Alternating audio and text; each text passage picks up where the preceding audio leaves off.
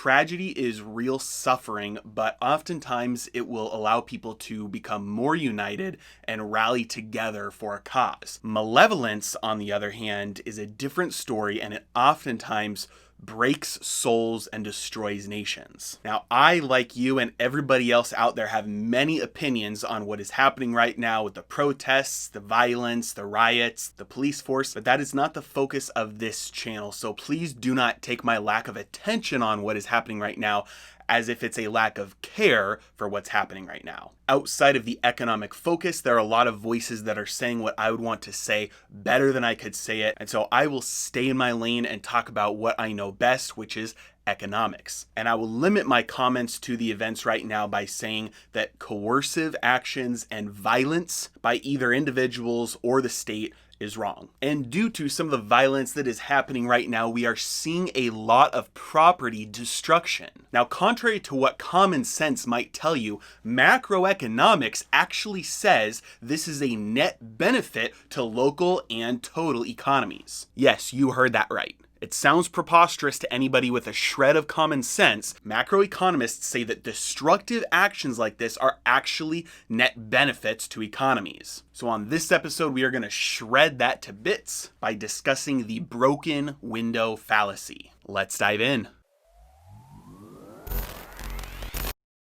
Welcome to Heresy Financial. My name is Joe Brown, and today we are discussing the broken window fallacy because due to what is happening right now all over the nation, we are sure to hear this fallacy proclaimed by macroeconomists, talking heads, basically people that have spent their entire life studying financial textbooks and have never actually gone out into the real world to try and start a business. The broken window fallacy has been around for a very long time. It was Frederick Bastiat, a French economist, who kind of first put into words why this was a fallacy and that broken windows are not actually a net benefit to society. Now, the broken window fallacy has cropped up in today's economics in a number of different forms, a number of different mutations, if you will, and it's today most popularized by Paul Krugman, who is an idiot and he's a moron, and you know this for a fact because he won a Nobel Prize for economics. So back in the 1800s, when Bastiat was alive, there was a common saying, apparently, if you read his writings, he said this was a common saying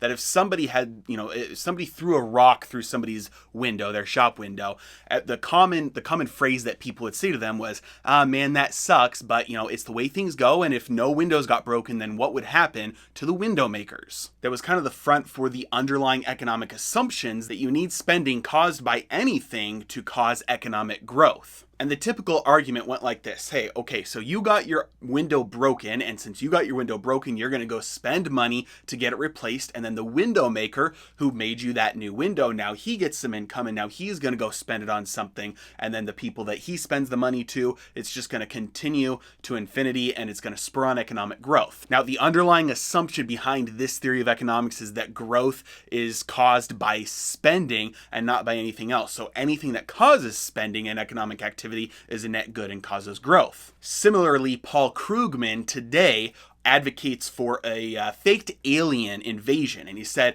hey, if we could only have an alien invasion and the entire world thought that we had an invasion from aliens coming, so our entire globe would, kick into gear and we'd start developing all these, advanced weaponry and warships and building infrastructure to defend against aliens. And even if in the end it turns out that the alien invasion was a hoax and that no aliens were coming, our economies and our world would be far better off, and we'd have much more wealth all around because of all the spending and all the economic activity that went into building this infrastructure. Yes, I'm not making this up. A Nobel Prize for economics went to somebody who advocated that there would be growth of wealth globally if we faked an alien invasion. Now, the underlying assumptions behind this are pervasive throughout macroeconomics, and they're the same thing as the broken window fallacy. It just says that, hey, spending money for any cause spurs on economic growth. Now, the main problem with this is the unseen versus the seen. Because when you spend money to fix something or repair something, like say after Hurricane Katrina. There's something you can actually see. There's money being spent, and there are construction companies and repair companies getting all of this money, and they're going out and doing things, and now they can hire people. And so you can visually see, hey, this looks like a net positive because there's a bunch of these businesses getting money, a bunch of customers spending money that wouldn't have otherwise without this disaster happening. However, the unseen is basically opportunity cost, which is crazy to me that a macroeconomist and somebody who's studied money and economics for basically their entire careers doesn't understand the idea of opportunity cost. But the unseen is what everybody would have done with those resources had they not needed to repair or fix something. In the broken window example, maybe that shopkeeper who had to repair his window, maybe he would have been planning on using that money to hire somebody, and that would have caused real economic growth. Or maybe like in Bastiat's example, that shopkeeper would have been planning on using that same money to buy himself a new pair of shoes. If the window had not been broken, he would have had both a window and a new pair of shoes. But since the window got broken, now he still only has a window and he's out the money that he was going to spend on the shoes. The point is that there are real, actual resources that are diverted to fixing things and repairing things and replacing things instead of being used for productive purchases that actually spur on real growth. When destruction happens, all of that destruction needs to then be replaced and fixed. And so all of the money spent to do that is resources, purchasing power, that's going to just replacing what was already there. On the other hand, if that destruction would have never happened in the first place, all of those resources could have been used to do something productive. This is why it is a fallacy that World War II pulled us out of the Great Depression. It is not possible for a destruction of resources and a top-down reallocation of wealth into other than natural destinations would cause economic growth, because the free market, free participants choosing how they want to spend their money on their own would not have made those choices. So you have real resources like commodities, metal, gas, energy being diverted to things other than what would normally have been productive for the state's cause. Now, a couple other reasons that are outside of the broken window fallacy as to why riots that are destructive and looting and burning buildings down,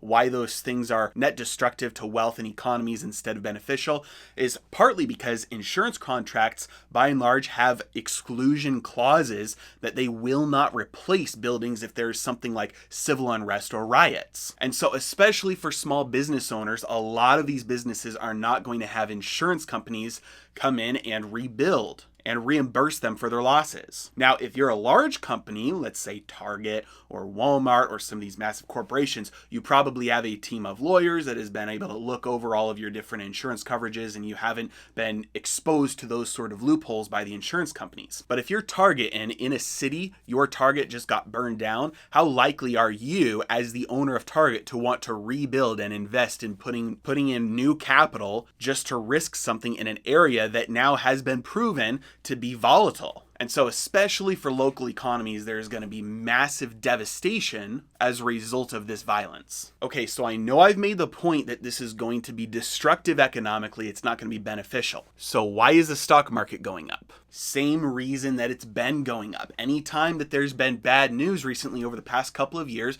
drives the stock market higher. Why does bad news drive the stock market higher? It's because when new money is created out of thin air, it goes into assets first and it drives up asset prices. And so especially the last 6 months or so, as bad news has been coming out about the economy, that means more stimulus is coming, more money is being created, which is going to flow into assets first, which is going to drive prices higher. Ultimately, this is all a game that will fail in the end, but for the time being, it looks like we are going to see the stock market hit all-time highs, and I would not be surprised at all to see the stock market hit all-time highs before the end of this year, most likely before the election. And again, it has nothing to do with fundamentals. The economy will get worse as the stock market goes higher. And then after that, once it all pops and once it all sort of collapses and the fundamentals are so unsupportive of the actual prices that everything starts to fall apart and tumble, that's when we'll see the real crash. So don't fall prey to the statements and the claims that all of these things,